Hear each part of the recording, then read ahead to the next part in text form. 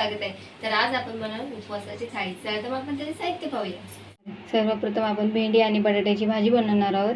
त्याच्यासाठी 2 बटाटे कट केलेले आहेत, थोडे भेंडे कट करून घेतलेले आहेत, 4-5 मिरच्या कट केलेल्या आहेत आणि हे उपवासाचं मीठ आहे. आपण भेंडीची भाजी बनवणार. इथे आपली गरम झाली आहे, भेंडी आपण भाजून घेऊया.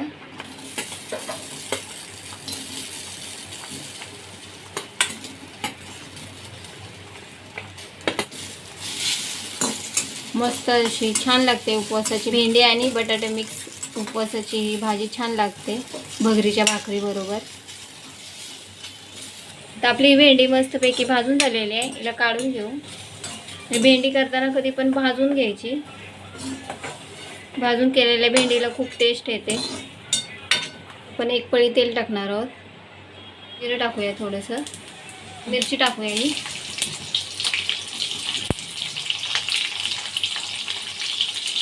मीठ टाकूया, हे थोडं चवीनुसार मीठ टाकले आपण.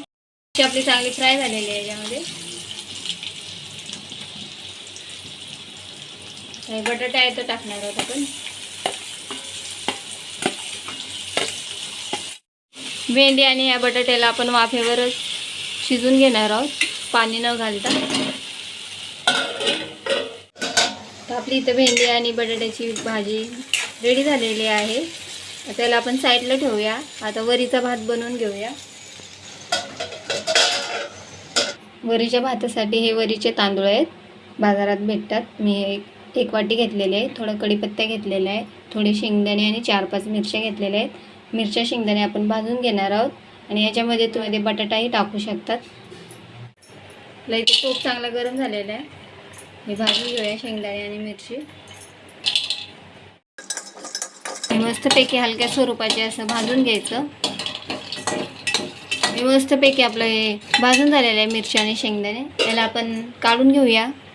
याला आपण मिक्सरमध्ये आबडधोबड बारीक करून घेणार आहोत. शेंगदाणे आणि मिरची आबडधोबड वाटून झालेलं आहे मिक्सरच्या भांड्यामध्ये. आता आपण भगर बनवायला सुरुवात करूया. आपलं टोप चांगलं गरम झालेलं आहे. त्याच्यामध्ये 1 पळी तेल टाकणार आहोत आपण. थोडंसं जिरं टाकणार आहोत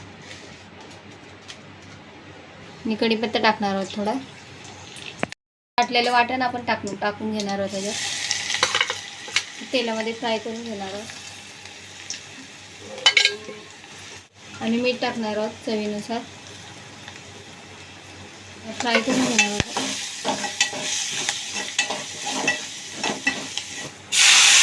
त्यामध्ये 1 ग्लास मी पाणी टाकलं आहे, हा पूर्ण भरून, आणि अजून अर्धा ग्लास पाणी टाकलं आहे. असं 1.5 ग्लास पाणी टाकायचं, मिडी स्वरूपाचा ग्लास एका वाटीला.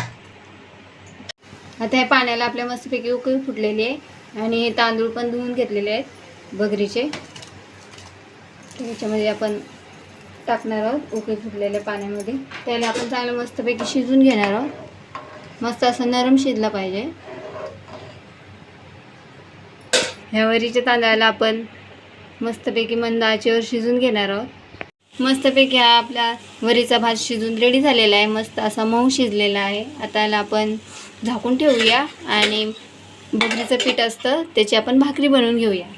आता आपण भगरीच्या पिठाची भाकरी बनवणार आहोत. हे बाजारात मिळतं विकत पीठ भगरीचं. मस्तपैकी याची आता आपण भाकर बनवून घेऊया. ह्याला वरीचं पीठही म्हणतात आणि भगरीचं पीठही म्हणतात. हां, इथे उपवासाचं चिमटभर मीठ टाकले. आपण एक भाकर बनवून घेणार आहोत.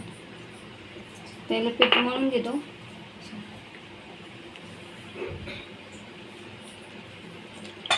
असं थोडं थोडं पाणी टाकून मळून घ्यायचं, मीडियम स्वरूपाचं पीठ. आपण ज्वारीची बाजरीची भाकरी बनवतो त्या स्वरूपाचं.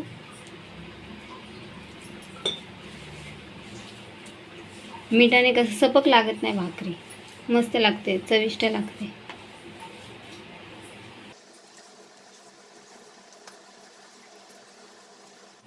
आपलं पीठ मळून झालेलं आहे. याची भाकरी आपण थापून घेऊया.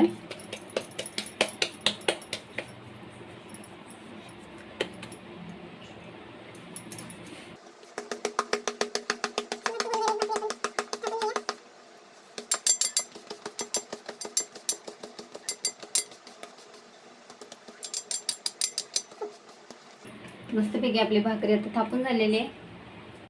तवा आपला गरम झालेला आहे चांगला. पाणी लावून घेऊया आपण.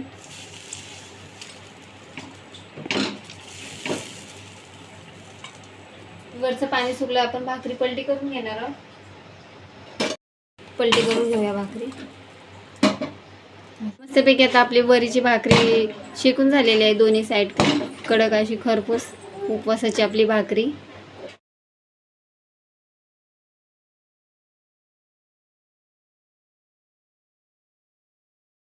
अशा प्रकारे आपली उपवासाची थाळी रेडी झालेली आहे, अगदी साध्या आणि सोप्या पद्धतीने.